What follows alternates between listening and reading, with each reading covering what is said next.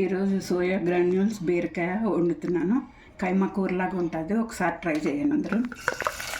ముందు పచ్చిమిరపకాయలు కరివేపాకు వేయాలి, తర్వాత ఉల్లిపాయలు వేసుకోవాలి.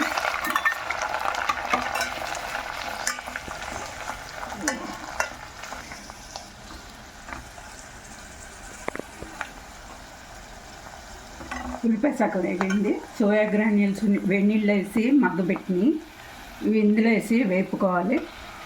ఉల్లిపాయతో కొంచెం వేస్తేనే బాగుంటుంది టేస్ట్.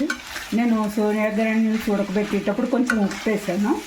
బీరకాయ కూడా మగ్గబెట్టేసి పెట్టేసుకున్నాను, దీంట్లో కూడా కొంచెం ఉప్పు వేసాను. అందుకు చూసేసుకోవాలి, లాస్ట్లో వేసుకున్నాం. ఇది వేగాలి. ఉల్లిపాయ సోయా గ్రాన్యూల్స్ వేగిపోయింది. సోయా గ్రాన్యూల్స్ని ఒకసారి మరిగి నీటిలో వేసి తీసేసుకోవాలి. తీసుకుంటే ఇలా వస్తాయి. పచ్చి వేయకూడదు, పచ్చి వేస్తే వాసన వస్తుంది. కారం, పసుపు, ధనియాలు, జీలకర్ర, అల్లం వెల్లుల్లిపాయ పేస్ట్. దీనికి మసాలా పొడి అవసరం ఉండదు, వేసుకోవాలంటే మీరు వేసుకోండి. మామూలుగా అయితే మసాలా అవసరం ఉండదు. కూర చాలా బాగుంటుంది, చపాతీలోకి బాగుంటుంది, అన్నంలోకి బాగుంటుంది. కైమా కూరలాగా ఉంటుంది.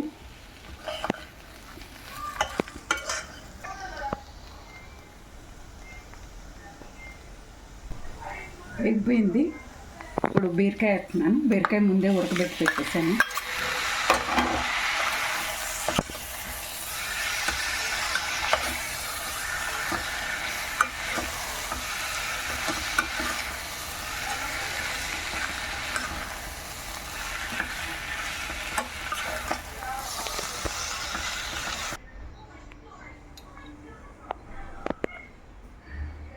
చపాతీ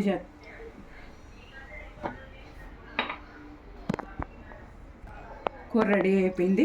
కొద్దిగా మసాలా పొడిని చల్లుతున్నాను.